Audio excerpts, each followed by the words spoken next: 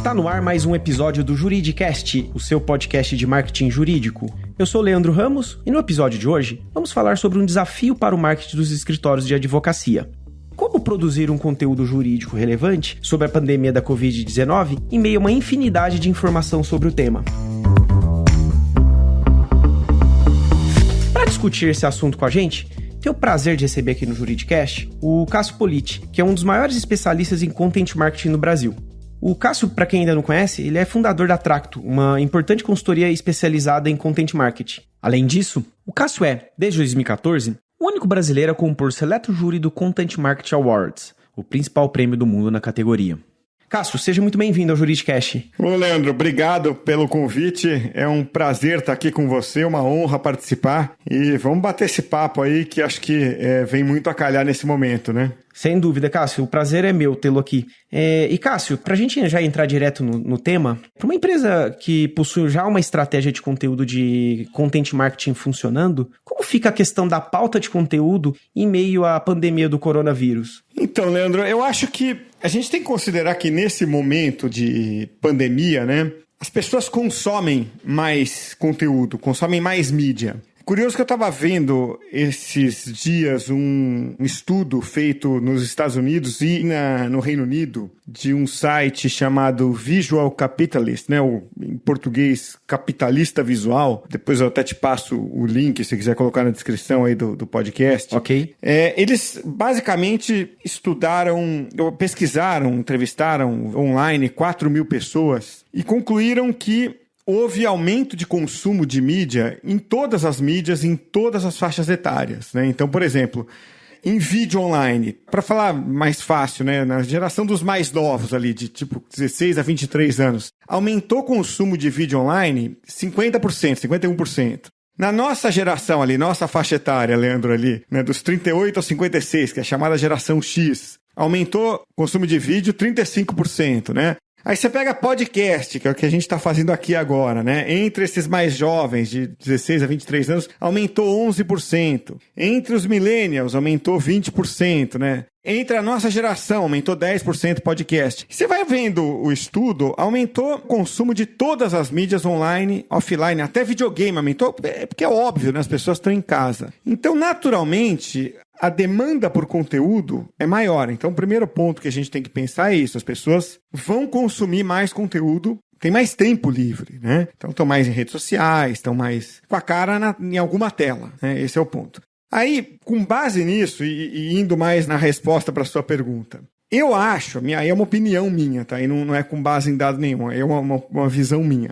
Eu acho que as empresas têm que se manter fiéis à linha editorial delas. Eu acho que aí as empresas acabam perdendo um pouco a mão ou até se confundindo um pouco. Falando, tá tudo sobre coronavírus, vamos focar em coronavírus. Eu questiono um pouco isso. Eu acho até que você pode, sim, aproveitar essa atenção maior em relação a um tema. Existem até estudos e nomes para isso, mas para a gente não ficar muito na teoria aqui, vamos falar mais fácil, né? Então, ok, tá todo mundo pensando muito em coronavírus, você pode direcionar um pouco do seu conteúdo para esse tema, pandemia, sim. Mas, na essência, você tem que continuar falando daquilo que é a sua especialidade. Porque, senão, você vai partir para uma seara, para um campo que não é muito seu, né?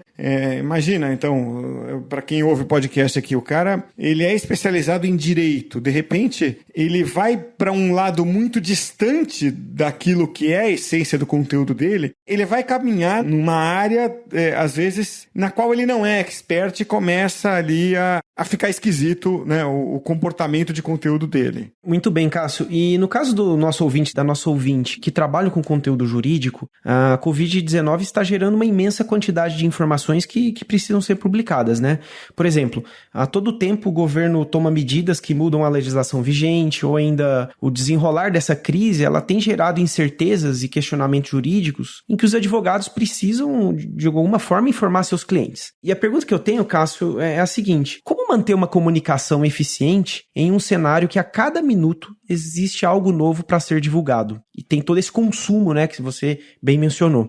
Então, aí eu acho interessante, porque você está abordando um ponto que é importante, né? É quando você tem o ponto de encontro de um tema importante, que é Covid-19, com a especialidade do advogado, né? Aí você tem realmente uma oportunidade, né? Então, imagino aí um escritório de advocacia, um advogado especializado. Vou dar um exemplo aqui aleatório, né? Você tem aí o Corona Voucher agora, que tem uma série de dúvidas que geram, por exemplo, para um empregador ou até para um pequeno empresário, imagino eu. Sei lá, eu sou uma Eireli, né? Eu posso, então, me cadastrar para receber um Corona Voucher ou não, né?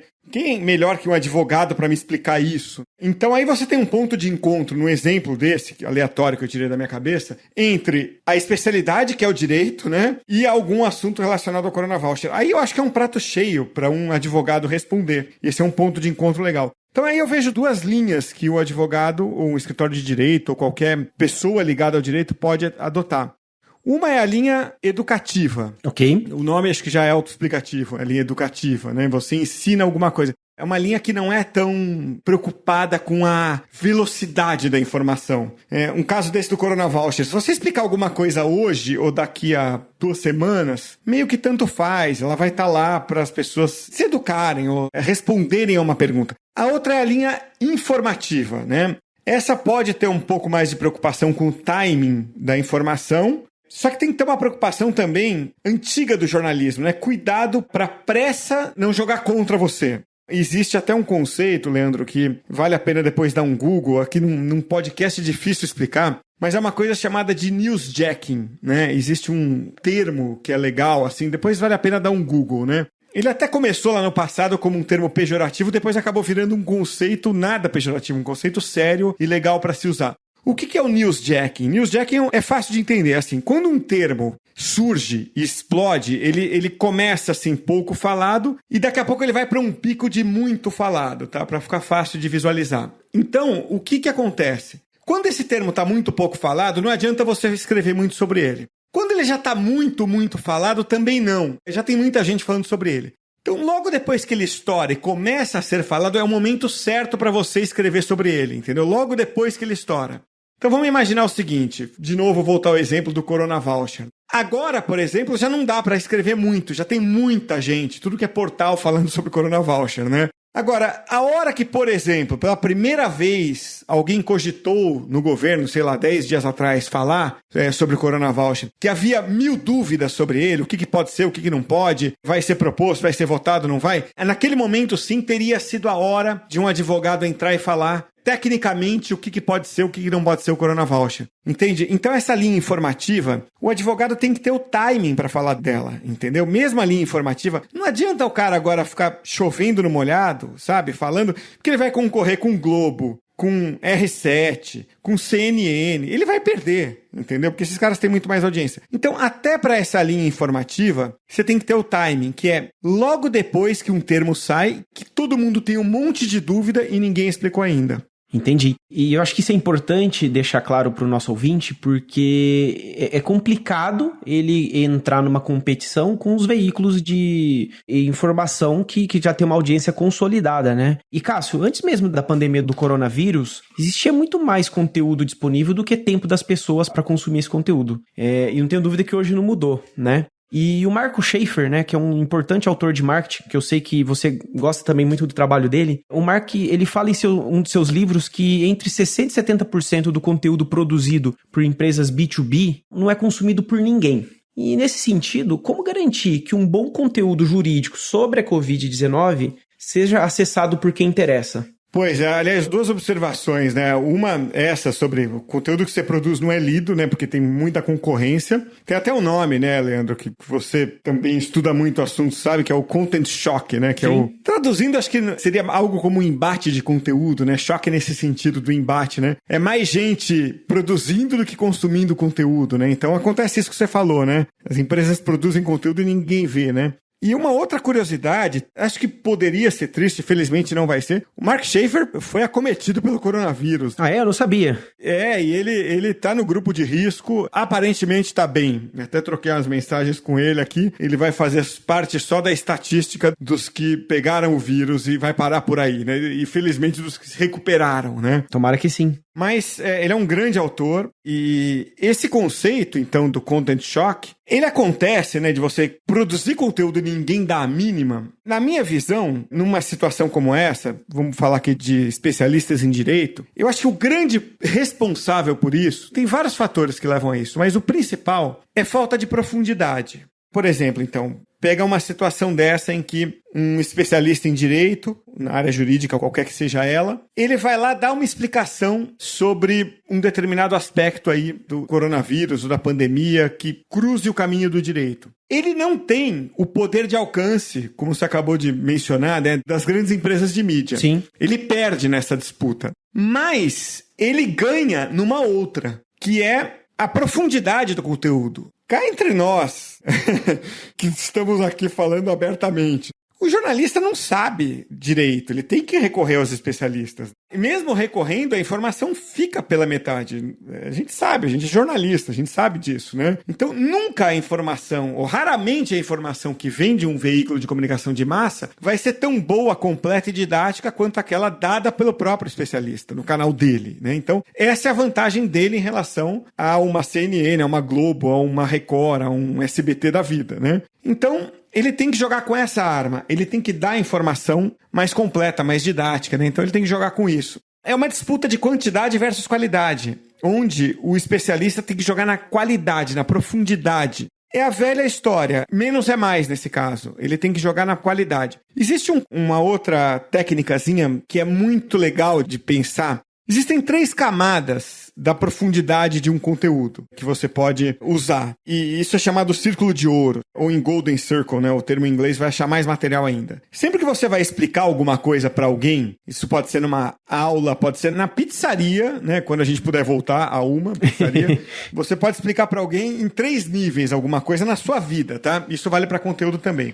O que, como e por quê, tá? A grande maldição da era digital é que todo mundo fica na camada do o quê, que é a camada mais superficial que existe. Então você vai numa rede social, você vai lá no Facebook, no Twitter, todo mundo explica o que para tudo, explica o que tem em Marte, todo mundo sabe explicar. A segunda camada, que é o como, você já limita bastante. Pouca gente explica como as coisas são feitas, como elas acontecem. Porque você já precisa um pouco mais de conhecimento, você precisa um pouco mais de estudo, e as pessoas não são muito chegadas em estudar. Então você já limita bem o como. Mas ainda assim, alguns curiosos conseguem explicar o como são as coisas, porque um pouco de pesquisa já te permite. Agora, explicar o porquê das coisas é só o expert. Se você quiser, como especialista em direito, explicar e se posicionar e fazer as pessoas te respeitarem, você tem que ir no porquê das coisas. Então, eu acho que é isso. Se você quiser ganhar essa corrida e realmente ser encontrado, você de um jeito muito coloquial, explica o porquê das coisas. Dá aquele passo, vai além, e não precisa ser um texto profundo, chato, mas só explica o porquê. Você sabe o porquê, o especialista sabe o porquê, enquanto os outros não sabem. Então é só isso, é um pouco mais de profundidade. Nessas 3 camadas, você vai na última, que é o porquê das coisas, que te diferencia.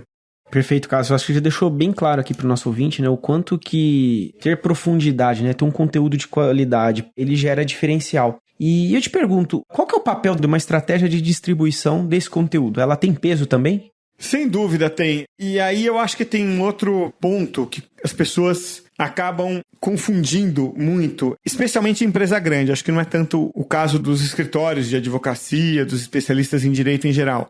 A dúvida geralmente é a seguinte: devo estar em todos os canais ou não? O que a experiência tem mostrado, e até autores muito práticos e consagrados, como Joe Pulizzi, que eu sei que você também, né, Leandro, curte muito, que é o principal autor de content marketing do mundo. Certamente. Já há alguns anos, né? Eles têm dito, o próprio Mark Schaefer, que a gente já citou aqui, o Robert Rose e outros, né, que trabalharam com empresas muito grandes, não são meros teóricos, eles trabalharam com empresas muito grandes. Eles já comprovaram na prática e na teoria que o que funciona melhor é você focar em um canal principal. entendeu? Então, as empresas erram muito quando elas focam em vários canais ao mesmo tempo. Dá mais certo você falar, esse é meu canal principal, eu até uso outros canais, mas eu tenho um canal principal. Então, por exemplo, vou pegar aqui só a título de exemplo, tá? Eu sei que existe um público variado aí ouvindo a gente, mas só para exemplificar, um escritório de advocacia especializado numa área específica do direito. É melhor que ele, por exemplo, fale assim, o meu canal principal é a minha página no LinkedIn. Então, 80% dos esforços dele se voltam para aquela página no LinkedIn, por exemplo. Ele até tem um Twitter, ele até tem um Facebook e tal, mas o canal principal dele é aquele. Quando pensa na estratégia dele, ele pensa na estratégia de conteúdo, ele pensa prioritariamente naquele canal. Ou pode ser o blog, ou pode ser o YouTube. Ele tem os outros ativos, mas aquele é o principal. Então, isso costuma funcionar mais. Esse é um ponto. O outro ponto da distribuição, que você tem que estar atento, é que às vezes ela é cara, às vezes ela custa mais que a própria produção de conteúdo. Até que você forme um público fiel, que acompanha você. Às vezes leva tempo e pode custar dinheiro fomentar, fortalecer aquele canal. Então são esses dois aspectos que você precisa ter em mente quando você fala em distribuição de conteúdo. E Cássio, ainda dentro dessa questão da política de distribuição, considerando o contexto aí do coronavírus. Para quem está à frente da estratégia de conteúdo de um escritório de advocacia, o que você acha que é melhor como política de distribuição? Ir divulgando ao longo do dia o conteúdo relacionado ao corona, à medida que ele vai surgindo, ou realizar um compilado diário? Né? Ou seja, vai saindo as notícias no fim do dia, eu compilo isso, envio por e-mail, publico um post. O que você acha melhor? Se é que dá para ter uma regra? Então, acho que dá para ter uma regra, Leandro. Assim, a regra é organizar a coisa, entendeu? Assim, o que não dá é para cada um lá dentro criar a própria regra e ir lá e publicar. Do tipo, cada sócio definir um ritmo de publicação. Isso vira um caos, né? Assim, eu já vi acontecer isso em muita empresa. E o que acontece? O público de fora fica perdido. Isso eu não tenho dúvida, tá? Agora, em segundo lugar, aí não diria que é uma regra, mas eu vou te dizer que é uma prática que vale talvez para a maioria, que eu já vi acontecendo muitas vezes. Até virou já um jargão no meio do conteúdo. Assim. Menos é mais, normalmente. Na maioria dos casos, menos é mais. Então a gente já descobriu que no passado a gente achava que era um jogo de volume. E depois a gente descobriu que mandar um e-mail, por exemplo, bem feito, bem pensado, bem planejado, funcionava melhor que mandar vários e-mails. Por quê? Você trabalha qualidade mais do que quantidade. Então, eu costumo pensar o seguinte, a combinação que funciona bem é qualidade com regularidade. Eu tendo a pensar isso. Claro que cada caso é um caso, mas hoje, de cada 100 exemplos que eu vejo, 95 ou 98 vão obedecer a essa realidade, né? Quantidade é nociva, qualidade com regularidade é benéfica, tá? Assim, faz anos que eu não vejo um caso de quantidade funcionar bem. Eu vejo a qualidade com a regularidade funcionar bem. Respondendo mais a sua pergunta, estou com um caso de um banco trabalhando um pouco com a questão do coronavírus. Muito nessa linha. Olha, nós vamos publicar a cada dia ou 2 dias. Como? Assim, a gente vai trabalhar o melhor post do dia no fim do dia. Porque eu já vi uma vez uma palestra, um estudo até pequeno, mas muito significativo, de um palestrante no evento, que nós dois vamos juntos, né, acompanhar. Aliás, vai ser a minha 19ª participação, aliás, lá no Content Marketing World em Cleveland. Espero que o evento não seja cancelado em função do coronavírus. É isso que eu tava pensando. Mas vai ser em outubro, a gente tem uma chance. Até outubro vai estar mais tranquilo. Esperamos. Mas nesse evento tinha um palestrante que disse o seguinte, olha que interessante, ele analisou, era uma agência, todos os posts que ele publicou para todos os clientes dele, uma agência grande. E ele concluiu o seguinte, ele publicava posts normalmente no blog das empresas dele de segunda a sexta. E aí, o padrão que acontecia na empresa dele é que desses 5 posts que ele fazia com o mesmo esforço para todas as empresas, um dava muito certo, um dava mais ou menos certo em audiência. O dar certo era um tinha bastante audiência, outro tinha audiência média, os outros 3 fracassavam miseravelmente. Então o que ele pensou assim, olha, em vez de publicar post todo dia, por que eu não me concentro em publicar só esses 2, o que dá muito certo, o que dá mais ou menos certo, e eu cancelo os outros 3. Eu pego o esforço dos outros 3 e jogo nesses 2 para que eles deem ainda mais certo. E ele fez isso, ele passou a convencer os clientes dele a terem apenas 2 posts por semana e teve sucesso nisso. Então, o que eu recomendaria nesse momento de coronavírus é, se você está fazendo 5 posts por dia, repensa, dá um passo atrás e faz 2 ainda melhores, entendeu? E organiza esse caos, entendeu? Eu pensaria nisso em vez de sair publicando post atrás de post, porque me dá uma impressão de, sabe, do cara ser afoito do que ele ser estratégico nessa hora. E Cássio, dentro desse exemplo, então, que você trouxe, dá pra gente afirmar que mesmo em tempos de coronavírus, né, que a gente tá vendo toda a lógica de comunicação passar aí por profundas transformações, você acha que a gente vive um período de exceção para as boas práticas de produção e publicação de conteúdo, ou as velhas regras continuam valendo? Eu acho que as velhas regras não morrem. Pelo contrário, viu, Leandro? Eu acho que as velhas regras são mais importantes nesse período agora. Porque você tem que se agarrar a elas, né? Exatamente para esses momentos que as velhas regras servem. Porque quando tá tudo bem, é a hora que você pode errar um pouco mais. Porque você não vai ser tão cobrado. As regras, elas são criadas para esse momento. Mais ou menos o que acontece em outras áreas. Eu acredito que no próprio direito seja assim. Toda a base de conhecimento que um escritório de advocacia cria, que um advogado, por exemplo, desenvolve, ele vai aplicar exatamente no momento em que ele tem um caso importante para resolver, não é? Ele não vai aplicar aquilo nos casos fáceis, nas causas ganhas. Ele vai aplicar aquilo nas causas difíceis. E se você, sem querer fugir do nosso tema que é Content Marketing, mas analisa bem o que está acontecendo na imprensa hoje, responde um pouco a essa pergunta sua, essa colocação sua, Leandro. A gente está vendo um show de horror na própria imprensa, né? Claro que eu vou dar uma opinião aqui neutra, tá? Eu tenho certeza disso, não estou tomando partido aqui, porque basta você ver que dos dois lados está tendo uma rejeição e até ódio aos jornalistas, né? E eu sou jornalista de formação, tá? Então não estou falando aqui contra uma categoria que não seja a minha, tá? Por quê? Óbvio que essa rejeição, ela não vem de agora, ela não vem da cobertura da pandemia. Ela vem como consequência da polarização política do país. Isso não é um privilégio aqui do Brasil. Está acontecendo a mesmíssima coisa nos Estados Unidos. Então, uma rejeição aos jornalistas, né, que vem, na verdade, das eleições passadas, né, da última, da penúltima, principalmente eleição presidencial. Mas o ponto aqui é o seguinte: a cobertura da pandemia, muito focada na política, né, no final desinformou as pessoas. O que está acontecendo é isso. Então fica muito focado ali no que o político A ou o político B, tanto de governo federal quanto de governo estadual, está dizendo ou falando. E no final, por perder, né, como você falou, assim, as boas práticas de publicação de conteúdo, no caso, conteúdo jornalístico, eu vejo as pessoas com quem eu converso, até debates, às vezes em redes sociais, muito baseados em desinformação relacionadas à própria pandemia. Então eu vou te dar um exemplo. O jornalista às vezes vai lá para provar alguma coisa que ele quer provar, contra ou a favor de um político.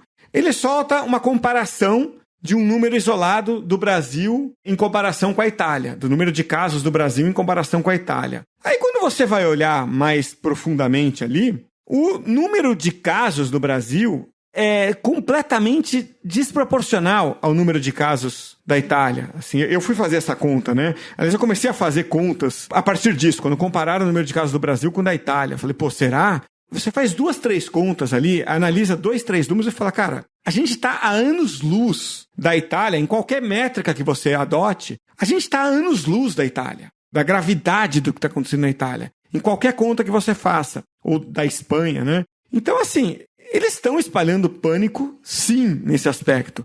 E aí você vai ver que os sites mais confiáveis que tem são aqueles na cobertura, tá? Não estou falando confiáveis no sentido de endereçar a discussão política, mas relacionados a números. O site mais confiável que tem, eu deixo o endereço aqui também, porque você faz assim, é google.com/covid19-map, tá? google.com/covid19-map. Ele acaba sendo o site mais confiável. Por quê? Ele usa inteligência artificial e organiza todas as informações de números de um jeito fantástico que te permite tirar insights sem a interferência da opinião do jornalista. Quer dizer, no fim, então, aonde eu quero chegar? A boa prática de publicação de conteúdo, no final das contas, pelo mau uso da publicação de conteúdo, acaba sendo eliminar o conteúdo, entendeu? Acaba sendo assim, deixa eu ir no Google, que se limitou a pegar os números, organizar esses números e falar, ó, tá aqui o gráfico, entendeu?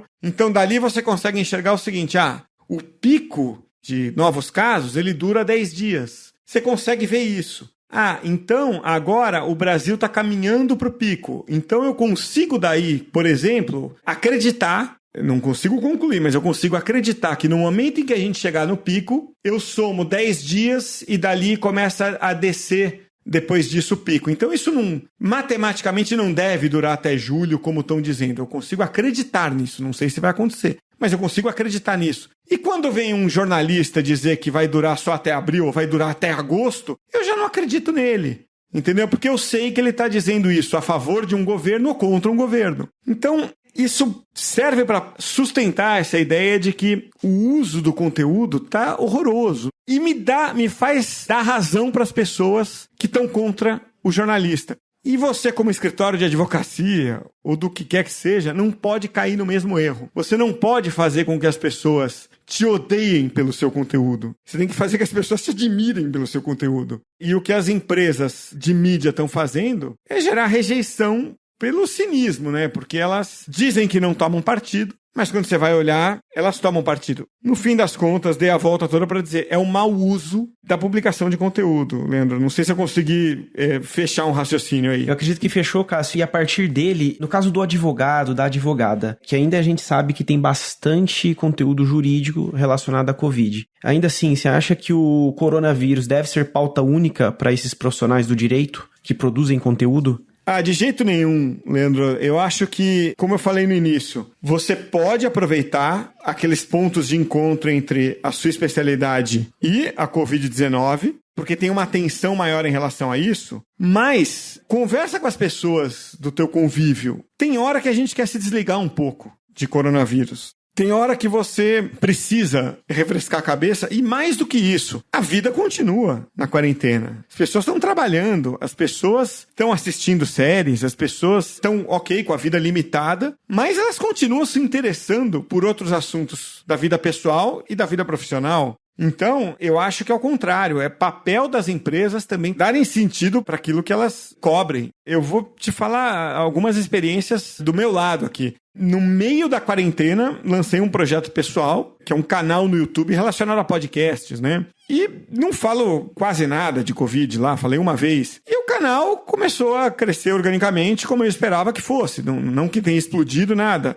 mas normal, tá crescendo. A gente tem outras atividades aqui com clientes falando dos assuntos deles. Normal, a vida segue. Então eu acho até que dá um refresco para a cabeça das pessoas. Pode falar de Covid, de coronavírus, mas não fale apenas disso, porque a vida continua. Maravilha, Cássio. Para a gente encerrar, diante da Covid-19, qual deve ser a maior preocupação de quem produz conteúdo jurídico, que é um conteúdo, né, que a gente sabe que é técnico e que impacta a vida de pessoas e empresas? Qual que você acha que é o conselho que você dá para esse pessoal? Eu acho que você tem que servir o público. Eu acho que, assim, é um conselho não só para agora, tá? Você pode desenvolver agora, mas acaba ficando como cultura para sempre. É uma questão mais de você servir do que de você ter visibilidade. Pense no seguinte, meu conteúdo existe para ajudar. Eu acho que essa mentalidade, ela pode se desenvolver agora e continuar depois. É isso que eu quero dizer. Porque, vê só, é muito bom ouvir um advogado.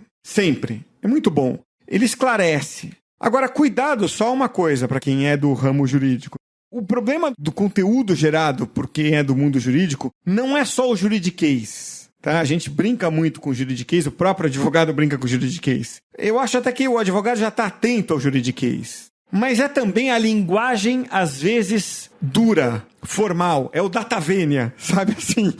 Então, meu conselho é mantenha aquela profundidade, o embasamento jurídico. Ler algo escrito por um advogado dá muita segurança, assim. Eu tenho um irmão advogado, uma cunhada juíza. Sempre que eu pergunto alguma coisa para eles, eu saio seguro do que eles me falam. Mas, na hora que um advogado escreve, não quando ele fala, quando ele escreve, ele precisa ser mais solto, ele precisa manter aquela profundidade, mas ele precisa escrever com menos doravante, menos vossa excelência no texto e ser mais coloquial no texto. Acho que é só isso, entendeu? Porque o cara que consegue fazer isso, né, o especialista que consegue fazer isso, ele se torna brilhante, ele se torna, assim, alguém que você, sabe, tem como uma referência para o resto da vida. Então, acho que é esse o conselho, não só para esse período de coronavírus, mas para a vida toda. Certamente. Legal, Cássio. Gostaria muito de agradecer sua participação aqui no Juridicast, né, e deixo meu convite para você voltar aqui mais vezes e a gente falar de outros temas de content marketing, que eu sei que certamente você pode agregar muito para o nosso ouvinte. Pô, Leandro, eu agradeço. Delícia conversar aí sobre esse assunto, sabe que eu adoro. Espero que tenha conseguido trazer alguma coisa útil para o pessoal que nos ouviu aqui hoje. Certamente. Obrigado, Cássio. Eu que agradeço. Gostou desse podcast? Então acompanhe o Juridicast, um podcast da agência Javali, líder em marketing jurídico no Brasil.